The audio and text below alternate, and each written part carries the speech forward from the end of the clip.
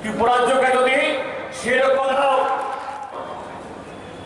একটা white paper প্রকাশ করে এ রাজ্যের মানুষকে জানান দাও তোমার 50,000 চাকরি প্রথম বছরে, তার পরবর্তী সময়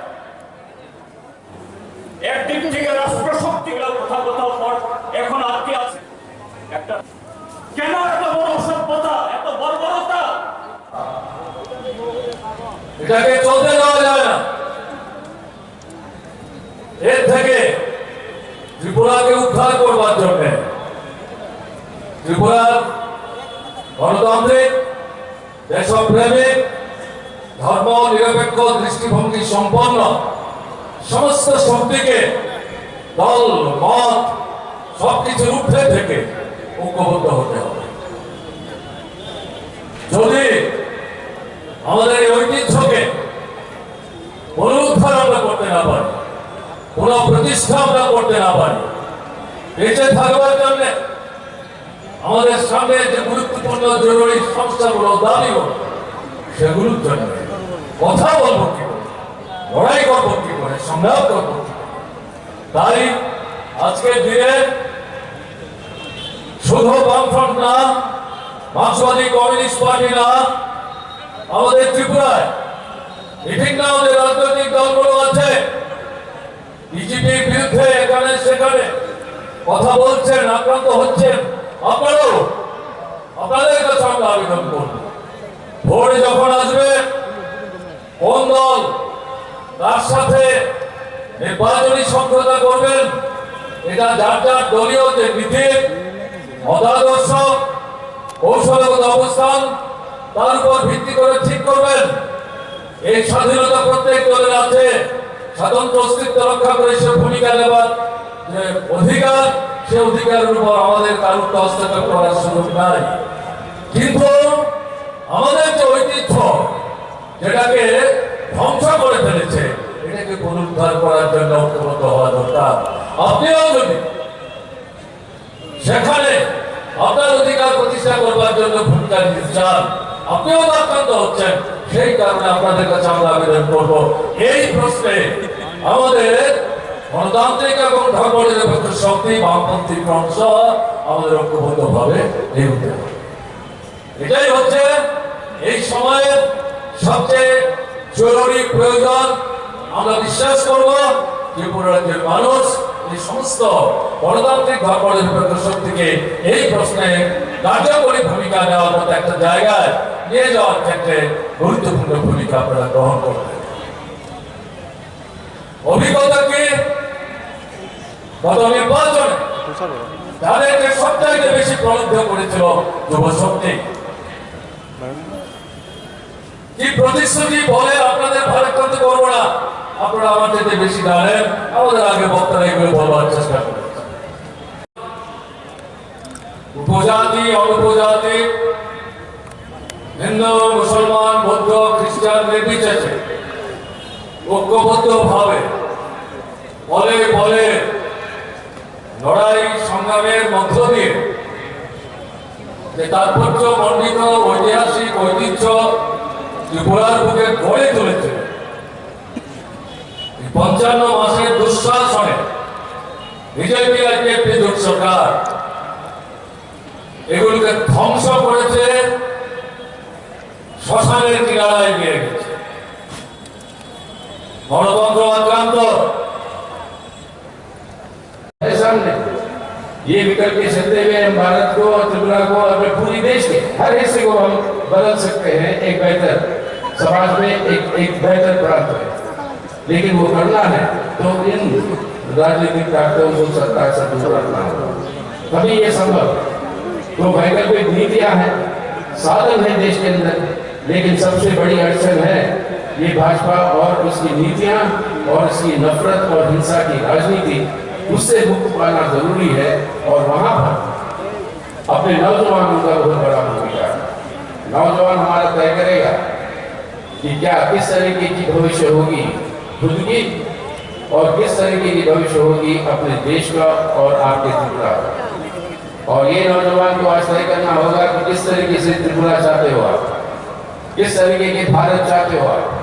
अगर ये भारत को एक बेहतर भारत में बनाना है तो आज इन ताकतों को सत्ता से दूर रखना अनिवार्य है, वरना ये संभव नहीं हो पाएगा। आज बड़े गर्व के साथ कह रहे हैं कि मोदी साहब और उनकी सरकार की अमृत काल आ चुका है। अमृत काल यानी आज से लेकर भारत के आजादी के 100 साल तक, ये पिछले आगे के जो 25 साल है, ये देश के लिए अमृत काल होगा। उनके शासन में ये अमृत काल होगा। याद रखिए, उन्हीं की परिभाषा में बोल रहा हूँ। अमृत पैदा कैसे होता है? भाजपा की परिभाषा में अमृत पैदा होता है समुद्र मंथन। समुद्र मंथन जब चल रहा होता है, अमृत पैदा होकर आता है और साथ ही साथ विष भी पैदा होकर आता है। एक कलश में अमृत होता है, एक कलश में विष होता है। और अमृत जब पैदा होकर आया आपके समुद्र मंथन में, सबसे पहले राक्षस लोग जो है वो अमृत के कलश को लेकर वो भाग जाते हैं। आप देखता लोग परेशान, अगर राक्षस लोगों के पास अमृत है तो वो निरंतर जिंदा रहेंगे और वो अपना प्रशासन चलाते रहेंगे। तो इसको कोई ना कोई चिड़न करके देवता लोगों को ये कोशिश करना था कि उसको वापस ले जाए राक्षसों के हाथ से। आज आप, हम और अपना देश भी उसी जगह पर अटका हुआ है। अमृत पैदा हुआ है मंथन से, राक्षस लेके भाग गए। आज उसको वापस लाना है देश की जनता के हित के लिए, वापस लाना है आज देश के हित के लिए, अपने आप को बचाने के लिए और अपने भविष्य के लिए, अपनी विकास और विशाल तरीके से अपनी जनता के को आगे ले जाने के लिए आज इस अमृत को वहां से उठाकर वापस लेना है जनता और देश के हित में। आज वो है संघर्ष। क्या आज सबको तय करना होगा कि तैयार है? आज जिस गलत लोगों के हाथ में अमृत पहुंचा है, उस अमृत को हम वापस ले आएंगे उनके हाथ से और जनता और देश के लिए इस्तेमाल करेंगे। इसके लिए तैयार है कि नहीं? अब आप धमकी की आवाज की बात कह रहे हो, अगर मेरे तक सुनाई नहीं दे रही आपकी आवाज से धमकी की आवाज कैसे होगी जो भगत सिंह ने किया? क्या आज हम लोग सब तैयार हैं कि इनका सामना करेंगे और लड़ेंगे अपने जन्माधिकार के लिए? लड़ेंगे या नहीं? तो आइए हम सब मिलकर आज सिर्फ त्रिपुरा को बचाना ही नहीं, त्रिपुरा को बचाते हुए उसकी उन्नति करते हुए हमारे देश भारत को बचाना है, ताकि आने वाले दिनों में एक बेहतर भारत का निर्माण करें। और वो कर सकते हैं अगर हम लोग सब तय करें, करके दृढ़ता के साथ सामने आए तो वो कर सकते हैं।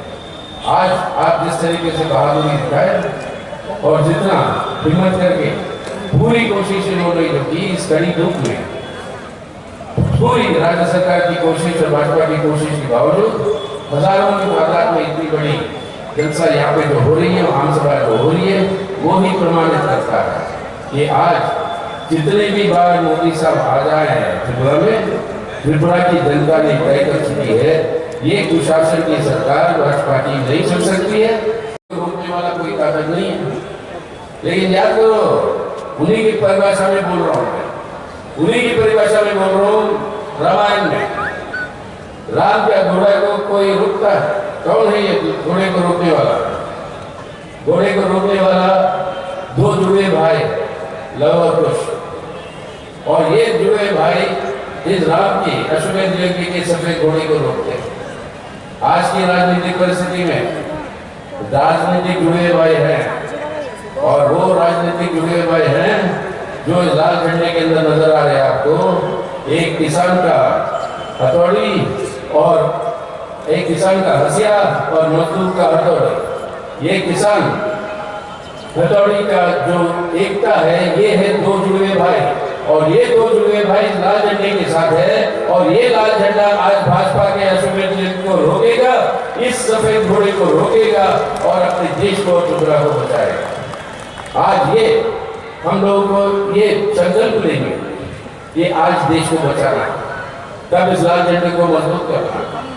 त्रिपुरा के अंदर हमारे ट्राइबल और नॉन ट्राइबल लोगों के बीच में जो एकता रहा, ये है जुड़वे भाई त्रिपुरा के। ट्राइबल और नॉन ट्राइबल के लोग इन जुड़वे भाइयों की एकता को जो तोड़ रहे हैं ये बीजेपी वाले, उसको बरकरार और कायम रखने की जरूरत है। तो इस लाल झंडे को मजबूत करते हुए, वामपंथी ताकतों को मजबूत करते हुए हमारी अपील है सभी धर्मनिरपेक्ष ताकतों से और सभी धर्मनिरपेक्ष ताकतों से कि आज हम सबके साथ हमारा कर्तव्य है हमारे भारत को बचाना, और भारत को बचाना है। बिना त्रिपुरा को बचाए हुए भारत नहीं बच सकता। और त्रिपुरा को बचाना है, भारत को बचाना। अगर भारत को बचाना है तो आज सब धर्मनिरपेक्ष ताकतें इस सांप्रदायिक ध्रुवीकरण के खिलाफ, इस नफरत और हिंसा की राजनीति के खिलाफ, और जिस तरीके से हिंसा की राजनीति की इस्तेमाल होती है अपनी राज को हासिल करने के लिए भाजपा की तरफ से, उसको बिना हराए हुए ये संभव नहीं है। आज अगर अपने देश को बचाना है, भारत को बचाना है, त्रिपुरा को बचाना है, तो सब धर्मनिरपेक्ष ताकतों की सबसे ज्यादा लामबंदी करने की जरूरत है, ताकि वो इस सांप्रदायिक जहर को, इस सांप्रदायिक ध्रुवीकरण को हम हरा सकें। और इसी के आधार पर भारत को बचाते हुए आज भारत को बदलना, एक बेहतर भारत के अंदर, क्योंकि आज कोई संपत्ति की और साधन की कमी नहीं है देश में, हम बदल सकते हैं अगर नीति सही होंगे। आज हमारे देश के अंदर साधन की कोई कमी नहीं है। यही पैसा जो हमारे अमीरों को आपके टैक्स के छूट में दे रहा है मोदी सरकार, उसके ऋण माफी कर रहा है मोदी सरकार, 11 लाख करोड़, जैसे मैं पहले बोल रहा था आपको, 11 लाख करोड़ रुपए जो ऋण माफी किया पिछले 8 सालों में, अगर वो नहीं होता, यही पैसा खर्च करता मोदी सरकार हमारे देश के अंदर सड़कें बनाने के लिए, नहरें बनाने के लिए, तो लाखों करोड़ों की तादाद में नए नौकरियों की सृष्टि होती। हमारा नौजवान भटकता नहीं, बेरोजगार, उसके लिए नए नौकरियां सृष्टि हो सकती है। और वो नए नौकरियां जब नौजवान को मिलेगा, वो जब उसका वेतन खर्च करेगा, तब ये बंद पड़े कारखाने, छोटे मोटे कारखाने, ये सब खुलेंगे और रोजगार और बढ़ेगा। ये रास्ता सामने है, चल नहीं पा रहा, उनके खुद गुजरात के अंदर नहीं चल पा रहा, उसलिए डर के मारे वहां पर चुनाव का घोषणा नहीं किया, वहां पे ये नए लालच वाली स्कीम जो है वो लागू कर। लेकिन आज के दिन ऐसी परिस्थिति में ये एक नया उसूल बना दिया भाजपा ने आज, कि चुनाव अगर हार भी जाए तो वो जो है सरकार वो ही बनाएंगे। हारेंगे चुनाव लेकिन सरकार बनाएंगे, क्योंकि विपक्षी दलों के एमएलए को खरीद, अगर खरीदने के लिए तैयार नहीं होता विपक्षी दल का एमएलए, तो उसको ऊपर आपके सेंट्रल एजेंसीज को चला दीजिए, ईडी और सीबीआई को, और उससे डराकर उसको जरूरत पड़े तो गिरफ्तार करवा लो। अगर इससे भी नहीं चुका तो उसके जेल में बंद कर दो। तो इस तरीके से वो गोवा के अंदर, कर्नाटक के अंदर, मध्य प्रदेश के अंदर, आप महाराष्ट्र के अंदर, आपके पूर्वी उत्तर में कई सारे प्रांतों के अंदर हारे हैं चुनाव, लेकिन सरकार बना लेते हैं इस तरीके की काम करते हुए। आज त्रिपुरा को हम आप सबको आज सावधान रहना है, आज सावधान रहना है कि किसी भी तरीके से जो जनता की मत है, उस जनता की मत के ऊपर कोई रोक लगाने की कोशिश करे तो जैसे भगत सिंह ने कहा कि शांतिपूर्वक ढंग से धमाका सुनाएंगे, आप सबको धमाका सुनाते हुए अपनी आवाज को वोट के अंदर बदलना है, तभी जो है त्रिपुरा के अंदर जनतंत्र की बचाव होगी और लोगों की भविष्य जो है वो निश्चित रहेगा। तो आज इस हालत में हमें ये देखना रहेगा कि उनके पास एक ही हथियार बचा है, वो हथियार है एक भाई को दूसरे भाई से लड़ाने की, एक भाई को दूसरे भाई से लड़ाने की। बहुत सारे प्रदेश में हिंदू मुसलमानों के बीच में तनाव पैदा करके एक भाई को दूसरे भाई से लड़ाते हुए वो जो है अपनी सांप्रदायिक ध्रुवीकरण, यानी एक नफरत के आधार, हिंसा के आधार पर लोगों के अंदर बंटवारा करते हुए लोगों को लामबंद करना चाहते हैं अपनी राजनीतिक स्वार्थ। इससे बड़ा नुकसान देश की एकता और अखंडता के लिए और कोई नहीं कर सकता। और इसी के चलते हुए आज दुनिया के अंदर सभी आंकड़ों में भारत का बहुत भारी गिरावट, और ये गिरावट के सामना करने की जगह आज जो है ये सरकार गलत प्रचार और पैसे का इस्तेमाल करते हुए, धमकी का इस्तेमाल करते हुए और अपने संस्थाओं का इस्तेमाल करते हुए ईडी या सीबीआई वो दूसरे लोगों की आवाज को बंद करवाना चाहता है। और कोई भी उनके खिलाफ आवाज उठाएगा, उनको जो है देशद्रोही के नाम पर उनके ऊपर आरोप लगा के जेल में धकेल देते। अभी गुजरात के अंदर बिल्किस बानो का जो खुलेआम गैंगरेप होकर खुलेआम कत्ल किया, उन सभी लोगों को आज सफाई हो गई सुप्रीम कोर्ट के सामने, सबसे ऊंचाई हमारी कोर्ट कचहरी के सामने कि केंद्र सरकार उनको रिहा करने के लिए आदेश की मंजूरी दी। यानी एक तरह से बेटी बचाओ बेटी पढ़ाओ, दूसरी ओर से बलात्कार करके हत्या करने वालों को रिहाई करो। और ये भी अजीब बात, इसके बारे में सुनवाई आज सुप्रीम कोर्ट ने, ठीक है उनकी वो निर्णय है, उसकी इज्जत करते हैं, लेकिन वो सुप्रीम कोर्ट ने वो डेट को निर्धारित किया गुजरात के चुनाव के बाद, ताकि इसका असर गुजरात के चुनाव पे ना पड़े। अब इस तरीके की बातें जो हो रही है, या अब आपके बॉम्बे के हाईकोर्ट ने रिहा कर देती है एक यूएपीए के अंदर एक अबाधित डिसेबल्ड 90% डिसेबल्ड जो व्हील चेयर पे रहता है एक प्रोफेसर, उसको छूट देती है, लेकिन उसको सुप्रीम कोर्ट ने छुट्टी के दिन मिलकर उनको जो है कहती है कि इसको वापस लेके इसको जेल में रखा। इसी तरीके से कई सारे पत्रकार बेचारे ये भी मुलाजिम है, नौकरी करते हैं, उनके मालिक जो भी है मतलब उसको उनको करना पड़ता है, लेकिन कई सारे जो सच्चाई बोलते हैं पत्रकार वो सब आज जेल के अंदर बंद पड़े हैं क्योंकि वो सच बोल रहे हैं। तो विपक्ष के ऊपर ये हमला के पूरे संस्थाओं का दुरुपयोग होगा, पार्लियामेंट से लेकर आपके कोर्ट कचहरी से आपके यहाँ तक ये इलेक्शन कमीशन, इन सब के ऊपर दबाव है कि शासक पार्टी के साथ जो है उनके साथ देने के लिए ये सब दबाव चल रहा है। इससे हमारी जनतांत्रिक व्यवस्था को भी जो है आज नष्ट किया जा रहा है।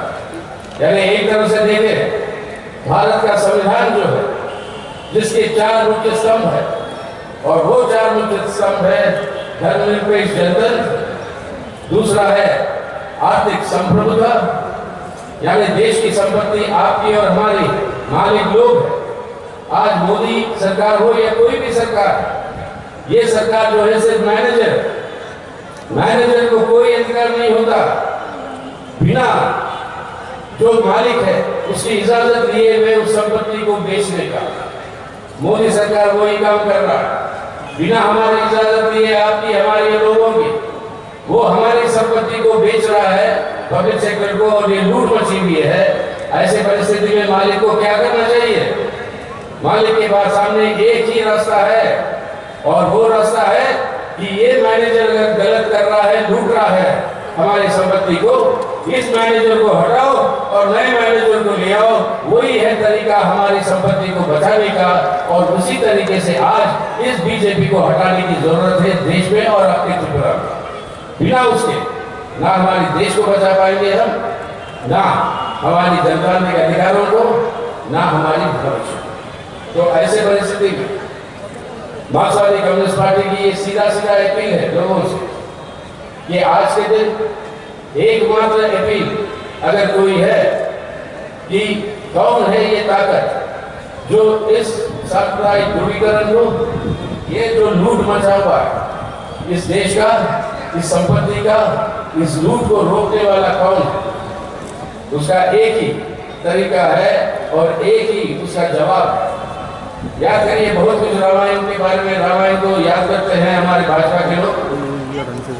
रामायण में याद है ना, राम जी भी जो है वो एक अश्वमेध यज्ञ करते हैं, जो आज बीजेपी समझ रही है उनका एक अश्वमेध यज्ञ चल रहा है भारत में। अश्वमेध यज्ञ क्या मतलब क्या होता है? अश्वमेध यज्ञ क्या मतलब ये होता है कि राजा एक सफेद घोड़ा भगाता है, और घोड़ा कहाँ तक भागता है वो सब कहता है ये पूरा मेरा राज। अगर किसी को हिम्मत करनी है तो उस घोड़े को रोकना पड़ेगा, और घोड़ा रोकेगा तो राजा की सेना के साथ लड़ना पड़ेगा। कोई हिम्मत नहीं करता, तो घोड़ा भागते रहती है। जब एक बहरी सरकार को सुनाने के लिए शहीद भगत सिंह ने एक बम फेंका था दिल्ली के असेंबली में, तभी उन्होंने कहा था कि हमारी राजनीति हिंसा की नहीं है, हमारी राजनीति है इस बहरे सरकार को सुनाने की। और आज आप सभी लोग यहाँ पर अगरतला के अंदर इस बहरे सरकार को सुनाने के लिए जनतांत्रिक तरीके से, शांतिपूर्वक तरीके से इस विशाल महासभा धमाका जो है सरकार को सुना रहे हो कि जनता के हित में काम नहीं करोगे तो आपका राज यहाँ पे नहीं चल सकता, इसको हम लोग सब मिटाकर हटाएंगे और हमारे सब मांगों को आपको मानना पड़ेगा या गद्दी छोड़ के, सरकार छोड़ के आपको वापस घर जाना पड़ेगा। ये संदेश, ये धमाका आज की आपसे सुनाई गए, क्योंकि आज पूरे देश भर में कुछ और जगहों पर चुनाव हो रहे हैं, हिमाचल प्रदेश में हो रहा है, गुजरात के अंदर हो रहा है, और इन सब जगह हमारे प्रधानमंत्री जी जाते हैं और वहां पर आश्वासन देते हैं। पुराने प्रोजेक्ट 5 साल पहले जिसका उद्घाटन उन्होंने खुद किया, उसका फिर से उद्घाटन करते हैं और ये कहते हैं कि बीजेपी को चुनो तो आपकी भलाई होगी, आपका विकास होगा। आपके पास भी आ रहे हैं, सुना है एक हफ्ते के अंदर यहाँ पर भी वही तमाशा चलेगा, यहाँ पर भी नए नए चीजों के ऐलान करेंगे, घोषणा करेंगे, लेकिन असलियत क्या है? लोगों के अंदर इतना आक्रोश है उनके नीतियों के खिलाफ कि आज हिमाचल के अंदर चुनाव की घोषणा की, साथ ही साथ जो गुजरात में होना था वहां पे घोषणा नहीं किया। क्यों? पूरे देश भर में अमूल दूध का दाम बढ़ाता है 2 रुपए प्रति लीटर, लेकिन गुजरात को माफ कर देता है। गुजरात के अंदर वो कहते हैं कि 2 सिलेंडर देंगे सबको, 1650 करोड़ रुपए खर्च करते हुए ये लालच दे रहे हैं चुनाव से पहले कि वोट खरीदने के लिए। अगर चुनाव का घोषणा हो जाता है तो ये सब नहीं कह सकते, तो घोषणा, ये सब घोषणा करने के लिए चुनाव आयोग को, उन पर भी ये अफसोस की बात है कि उन्होंने ये घोषणा नहीं की, साथ साथ जो होना चाहिए था। लेकिन इसी तरीके से लालच दिलाने की पूरी कोशिश होगी चुनाव से पहले, ताकि वोट बटोरे और लोगों के गुस्से को नरम करने की कोशिश करेंगे। ये सावधानी आपको भी दिखानी होगी। यहाँ पर भी आएंगे और वही काम करेंगे, वही काम करने की